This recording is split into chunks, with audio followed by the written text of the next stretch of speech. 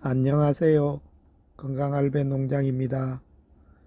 오늘은 도토리에 대해 알아보겠습니다.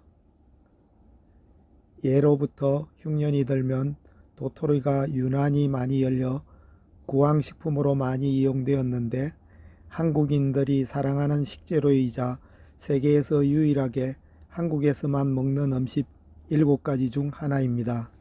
도토리는 상수리나무, 갈참나무, 떡갈나무, 졸참나무 등 참나무과와 너도밤나무과의 열매를 모두 도토리라고 부르며 우리나라 전역에서 자생하고 있어 가을에 산에 오르면 쉽게 볼 수 있는 열매입니다. 한의학에서 도토리 열매를 상실, 상실자라고 부릅니다. 도토리 효능에 대해 알아보겠습니다. 도토리에 함유되어 있는 타닌, 아콘산 및 단백질과 다양한 미네랄 성분 등으로 우리 몸에 유익한 효능들이 있습니다. 첫째, 대장, 위 건강에 좋습니다. 도토리 속의 떫은 맛이 나는 타닌 성분이 강력한 항산화 작용을 통해 염증을 막아주고 특히 염증으로 인한 대장 점막이 손상되는 것을 막아주는 효과가 있습니다. 또 독소로 인한 유해균 증식을 예방하고 발암물질로 인한 대장암 예방에 효과적입니다. 동의보감에는 도토리는 성질이 따뜻하고 장과 위를 튼튼하게 하며 설사를 먹게 한다라고 기록되어 있을 정도로 예로부터 위 건강에 좋은 식품입니다. 둘째, 당뇨 예방에 좋습니다. 도토리에 풍부한 복합 탄수화물인 식이섬유는 당 성분이 천천히 흡수되도록 만드는 분자 구조를 갖기 때문에 도토리를 섭취하면 혈당이 춤추듯 오르락내리락 변동하는 이른바 혈당 스파이크 위험성을 낮추는 데 도움이 됩니다. 실제 당뇨 환자 중 53.2%가 비만으로 나타나고 있고 비만일수록 당뇨에 걸릴 가능성이 크기 때문에 다이어트에 좋은 도토리를 드시면 비만 예방과 당뇨 개선에 도움을 받을 수 있습니다. 셋째, 다이어트에 좋습니다. 도토리는 100g당 47kcal 정도의 저열량 식품이어서 포만감은 주면서도 다이어트와 성인병 예방에 효과적입니다.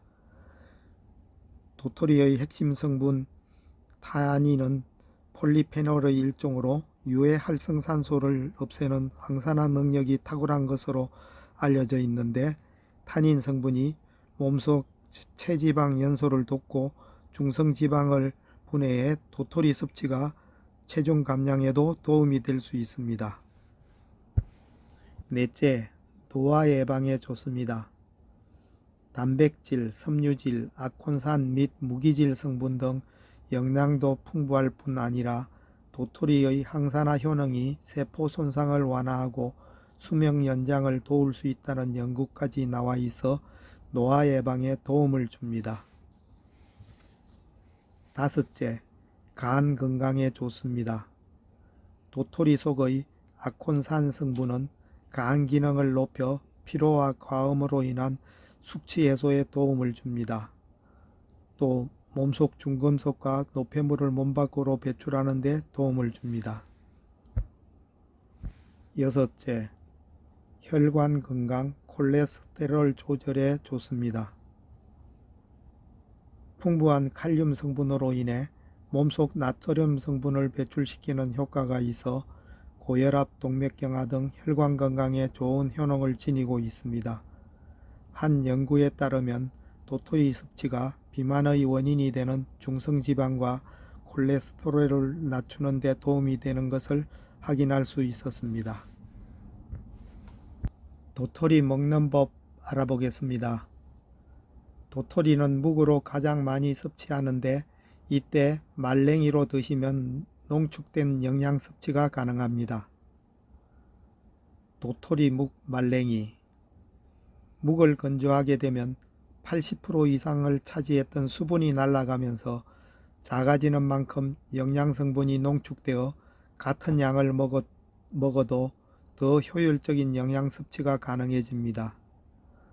도토리묵을 말리게 되면 혈당 관리를 돕는 식이섬유는 10배, 체중 감량을 돕는 탄닌은 3배나 증가할 정도로 극대화됩니다. 말리는 방법. 손가락 크기로 일정하게 잘라준 도토리묵을 건조기를 사용할 경우에는 70도에서 6시간 정도 말려주고 햇볕에 말릴 경우 하루 정도 건조하면 묵 말랭이가 완성됩니다. 말랭이 활용법. 말리게 되면 저장성 또한 높아지는데 뜨거운 물을 부어 30분 정도 불린 다음 사용하시면 됩니다. 도토리묵 잡채나 온묵밥 등 다양하게 활용할 수 있습니다. 섭취 시 주의사항.